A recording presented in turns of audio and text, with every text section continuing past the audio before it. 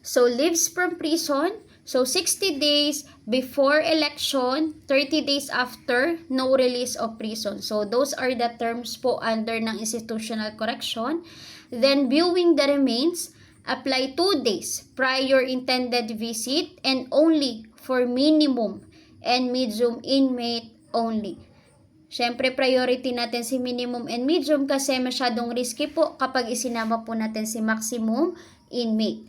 3 days before, so interview with minimum and medium. So imagine, there is a chance to view the remains but there is a process pa to view the remains of your immediate family. So, riot or disturbance group in prison. So, yung first and second group, so dapat po sila po ay nag-undergo ng training or quick response training. So, the first group is the group which performs the anti-riot contingency plan. So, in short, kino-contain muna nila yung situation. Second group, back up and may use tear gas. Na if ever na hindi na makontain yung first situation or yung isang situation, automatically nandyan si second group to back up them. And the third group will serve as the last resort po in containing yung isang situation. So, they are trained to handle gun. So, in short, sila po yung under ng STAR team. So, sila na po yung mga nag-undergo ng rigid training po sa bureau or dun po sa ating prison. So, yung atin pong STAR team, ito po yung Special Tactics and Response Team na responsible po sila as the last resort po na once na nagkaroon po ng hindi magandang situation sa loob po ng kulungan. So, looking back po dun sa ating death penalty in the Philippines. So, the Spanish colonial government executed traitors and rebels through public firing squad. So, we all know naman po na yung death penalty before or yung way po ng pagpatay po sa isang tao is through firing squad. Which is nangyari po yan kay Jose Rizal, diba? And then, Americans taught the Filipinos to use electric chair, making the Philippines the only other country to use it at that time. So, diba, si Baby Ama, nagamit natin yung electric chair for him. Kasi before, ine-execute natin yung death penalty sa Pilipinas. And through President Ferdinand Marcos, he returned the death penalty through firing squad in 1976. But by the Decree of Freedom Constitution of 1986, death penalty was abolished, making the Philippines the first Asian country to do so. So, na-abolish po sa death penalty ng RA 9346. Na-abolish po si death penalty. Then, in 1992, President Fidel Ramos reinstated the death penalty in the form of lethal injection, which is yung RA 8177. Na yung lethal injection ay may 3 chemical na ginagamit. Diba? We have sodium thiopental, pancuronium bromide, and potassium chloride. And then, President Gloria abolished the death penalty again in 2006, moving all the prisoners from the death row to life imprisonment sentence. That is why meron po tayong life imprisonment sentence. Kasi diba we have reclusion perpetua which is only covers 20 to 40 years of imprisonment. And dahil nga po na-abolish natin si death penalty, naging life imprisonment na lang po yung sentence. So ayan po, so si Leo Echegaray po was the first Filipino to be meted the death penalty. So kasi si Leo Echegaray responsible in raping his stepdaughter, yung 10-year-old stepdaughter, kaya po siya ay nahatulan ng death penalty by lethal injection. So, death row syndrome is a psychological disorder that inmates on death row can go through when they are put in isolation. So, inmates on death row syndrome face suicidal attempts and psychotic delusions. So, sample ulit na question po. Superintendent may allow the inmate to bring in electrical equipment like television, radio cassettes, video players, electric fan, and similar items provided that it is common use with other inmate. Kasi syempre kung hindi naman kailangan, kung hindi naman magagamit, why they are allowing them? So, syempre dapat kailangan magamit ng mga inmate. Then, important numbers to remember. So, 60 years old, automatically exempted from work. 8 hours, yung minimum work time in prison. Then, at least 4 times a day, yung counting po ng ating inmate prison. So, within 24 hours after posting of mail, so if not get by the prisoner, it will be taken to his dormitory. So, syempre, dapat within 24 hours, makuha na po ni inmate yung kanilang mail. Then, pregnant woman can stay within 1 year. If nowhere placed to baby, then baby will be given to the SWD. So, 1 year lang po pwedeng magstay si baby sa kanyang nanay po sa loob ng kulungan if si pregnant woman po ay nakulong. And then, after 1 year, automatically, the baby will be given to the SWD. So, may letter of death convict should be documented 30 days prior to the execution date. And then next, the transfer of inmate. Yes, napapayagan po yung transfer of inmate provided na inmate may be transferred with the help of director. Ayan po, with the help ng director upon recommendation of superintendent concerned to another prison facility to bring said inmate closer to his family. So, if hindi naman po magpo-post ng danger po si inmate, syempre po it will be approved po to transfer the inmate. So, distance of guard from inmate. So, guard shall keep a distance of 10 paces from his charge. So, death watch. 4 guard shall keep close watch over a death convict confined in holding cell.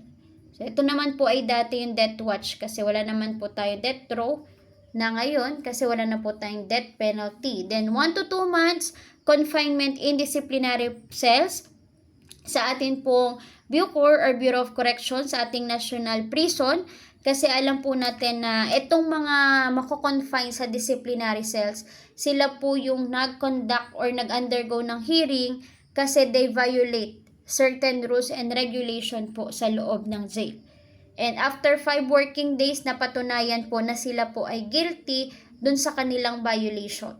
That is why, as part of their sanction or punishment, additional punishment, 1 to 2 months of confinement in disciplinary cells. Then, inmate may anytime withdraw from his compensation earning in an amount not exceeding 1/2 of his total earning. So, like for example po, ang earning po natin or earning po ng isang inmate po is 1,000.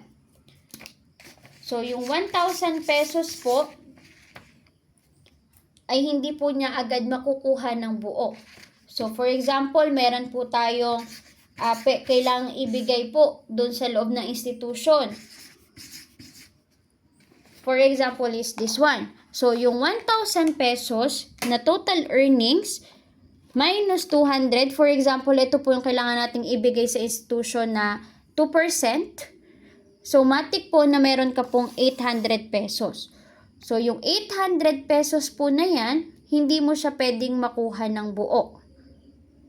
So, yung 800, sabi po, not exceeding 1/2 of his total earning. So, ang kalahati po ng 800 is 400 pesos.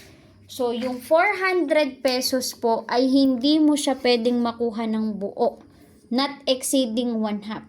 Meaning, pwede pong kalahati ng 400, which is 200 pesos. Pwedeng 300 pesos ang pwede mong i-withdraw basta hindi po lalampas sa kalahati.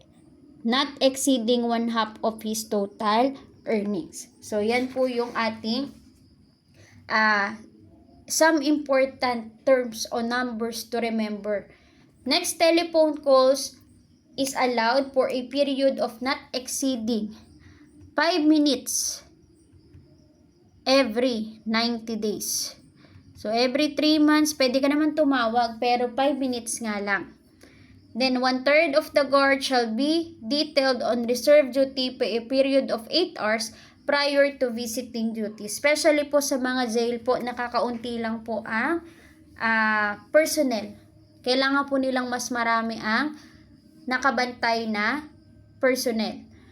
Siyempre, to avoid na if ever po na magkaroon ng problema, magkaroon ng unexpected circumstances, so nandyan po sila para mag-contain agad ng situation. Then 1:24, 1 personnel per 24 inmates, reformation personnel to inmate ratio. 1:7 is the standard inmate custodial personnel to inmate ratio. So 1 personnel per 7 inmates. So yan po yung ating standard. Then sample question, dormitory is to the facility exclusively used as confinement area of all inmates within the prison camp with specific consideration special designation. So type A dormitory has more than 500 inmate capacity and a lot area of more than 1.5 hectares.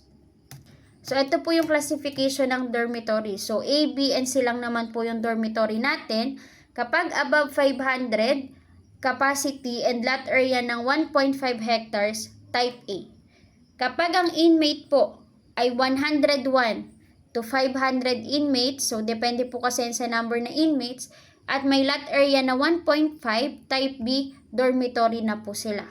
Then kapag type C, 1 to 100 lang po na inmate with a lot area of 3,000 square meter. So, mas maikli lang po yung kanyang lot area. So, type C, dormitory. So, take note of the number of inmates and the lot area po to consider kung siya ba ay type A, type B, and type C.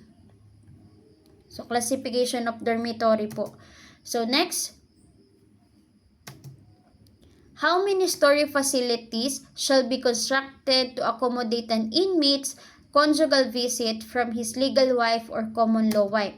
So, at least 1 po dapat na story facilities. So, yun po yung mga conjugal visit. So, napapayagan naman po yan sa mga jail.